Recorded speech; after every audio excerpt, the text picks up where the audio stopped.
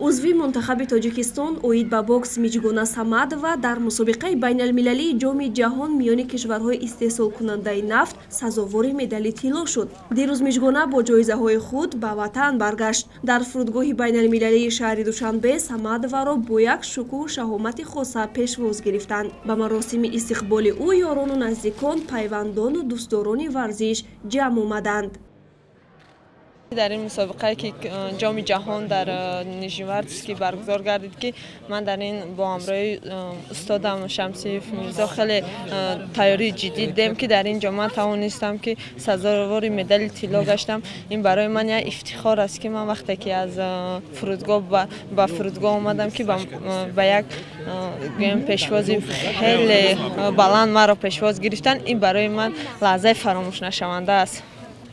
من این کتفم از گویم که از چمپیونات آسیا، یعنی که در دبی برگزار گردیده بود، در اونجا لات خوردگی بودم و در این مسابقه که من رفتم با همین کتف لات خوردگی رفتم. از اولین بایم من همین کتفم لات خوردگی بود تا دمی آخر. من به این نگاه نکرده با همراه یک دست گویم که 4 رقابت خودم را غالب آمدم، مدال طلا را به دست گرفتم.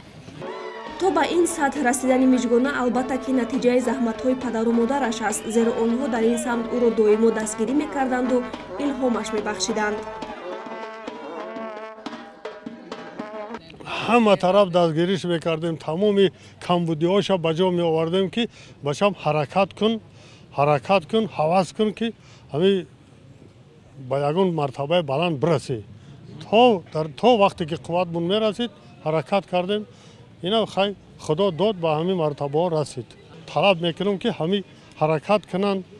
حرکت در یک جا نیستن. فقط خیلی که محترم پیشوای ملت من گفته بود که تاجیکستان با پیش باید که خلق ورزشکارای خلق تاجیک جوان پسرها جوان دخترام باید که حرکت کنند با پیش حرکت کنند که نام خلق تاجیک در هر جهان باید که بلند بردارند.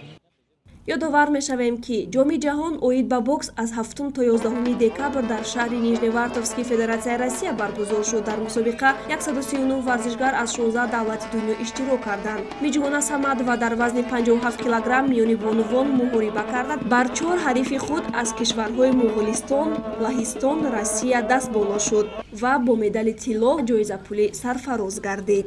мақсаду ҳадафи Миҷгуна айни ҳол ин роҳ ёфтан ба Олимпиадаи Париж мебошад ва кӯшиш мекунад барои расидан ба ҳадафҳои худ тамоми нерӯи худро сарф созад.